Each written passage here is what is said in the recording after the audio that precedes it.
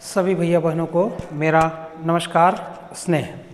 आशा है आप सभी स्वस्थ होंगे, अपनी पढ़ाई भी नियमित रूप से कर ही रहे होंगे।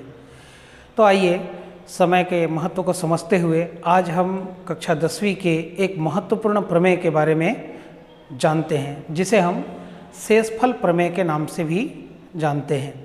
शेषफल प्रमेय क्या कहता है, इसको हम यहाँ पर जो उसका स्टेटमेंट है, जो कथन है, वो मैंने यहाँ पर लिखा हुआ है कि यदि किसी बहुपद f(x) को x माइनस a से भाग दिया जाए तो शेषफल fa बचता है। अब यहाँ पर जो फलन है, वो जो बहुपद है वो क्या है, f(x) है, और एक अन्य बहुपद है जिसको हमने x माइनस a ऐसा नाम दिया है। इस बहुपद में x माइनस a ही होगा, ये जरूरी नहीं है, किंतु इसका जब हम आगे प्रयोग करेंगे तो ध्यान में आएगा। और x माइनस a से भाग दिया जाए तो शेषफल fa बचता है। ये कथन कुछ इस प्रकार का है। अब हमको मालूम है कि जब हम किसी संख्या से किसी अन्य संख्या को भाग देते हैं तो जो नीचे बचता है उसको हम शेषफल कहते हैं। एक उदाहरण से मैं आपको बताने का प्रयास करता हूँ। मान लेते हैं 25 को जब हम 4 से भाग देते हैं तो कितनी बार जाएगा, 6 बार जाएगा, 24 हो जाएगा, और यहाँ पर हम जब घटाते हैं तो एक शेषफल प्राप्त होता है। अब यहाँ पर ये तो मैंने उदाहरण जो बताया है वो संख्या को लेकर बताया है। अब इसी को हम बहुपद के रूप में लिखेंगे तो ये जो 25 है इसके स्थान पर हमको f(x) लिखना है। ये ध्यान में रखेंगे, ये क्या हो जाएगा, f(x) हो जाएगा। और ये जो 4 मैंने लिखा है इसके स्थान पर हमको x माइनस a लिखना है। तो ये जो हिस्सा है जिसको हम शेषफल के नाम से जाते हैं, ये fa होगा, ये तय है। ठीक है, तो अब आप इस बात को ध्यान में रखेंगे कि जो हमारा भाजक है वो x माइनस a है, जो भाज्य है वो हमारा f(x) है, और जो शेषफल है वो fa है। तो हम इसको जांच करने के लिए एक सूत्र का उपयोग करते हैं। वो क्या है कि जो हमारा भाज्य है वो यदि अपने को प्राप्त करना हो तो हम लिखते हैं भाजक गुणित भागफल और धन करते हैं शेषफल। तो हम देखें यहाँ पर तो 4 गुणित 6 24 हो जाएगा, और 24 में 1 जोड़ने पर 25 प्राप्त हो जाएगा, जो कि हमारा भाज्य है। तो इसी तथ्य को लेते हुए हम इस शेषफल प्रमेय को किस प्रकार से समझेंगे, इसको हम देखते हैं। चलिए अब हम इसको प्रमाणित करते हैं, इसकी उत्पत्ति किस प्रकार से हुई होगी इसको हम समझने का प्रयास करते हैं। तो मैंने बताया है, हम जानते हैं क्या कि जो भाज्य होता है वो भाजक गुणित भागफल धन शेष फल, ये हमारा सूत्र है, जिसकी सहायता से हमने भाग सही किया है कि नहीं किया है ये अपने को प्राप्त होता है।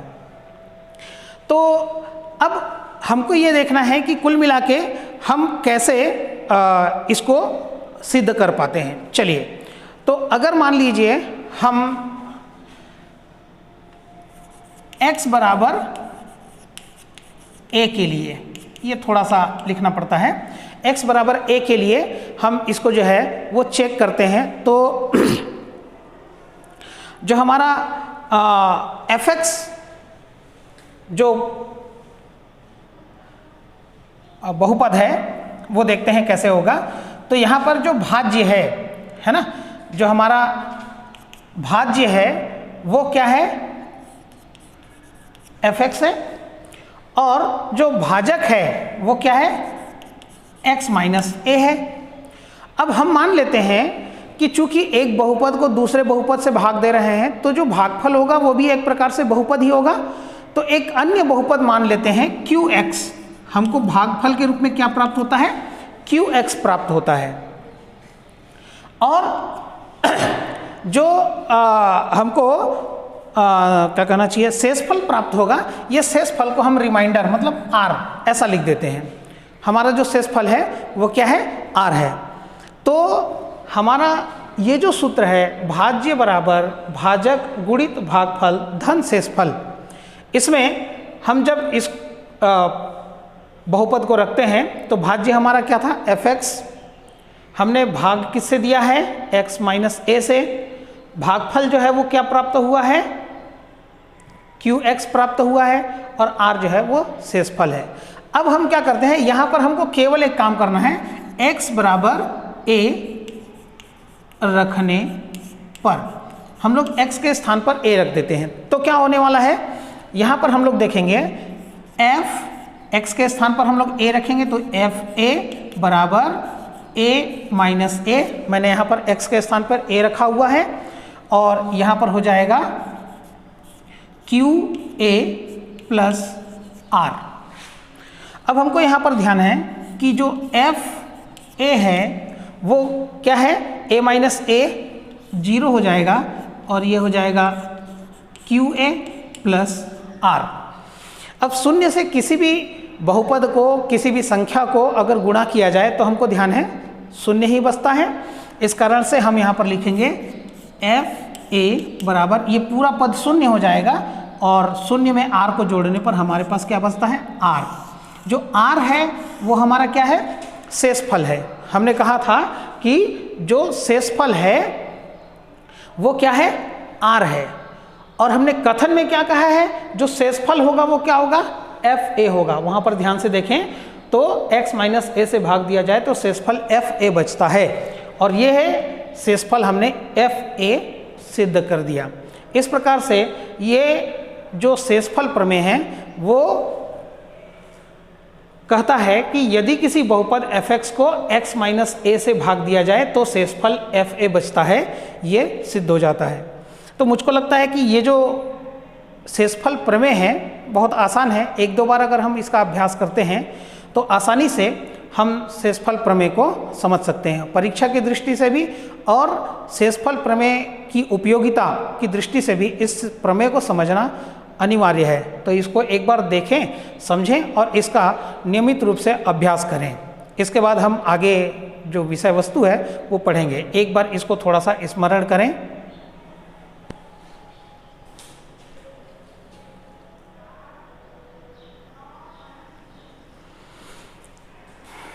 चलिए अब एक उदाहरण से समझने का प्रयास करते हैं कि यह शेषफल होता क्या है, इसका प्रमेय क्या कहता है।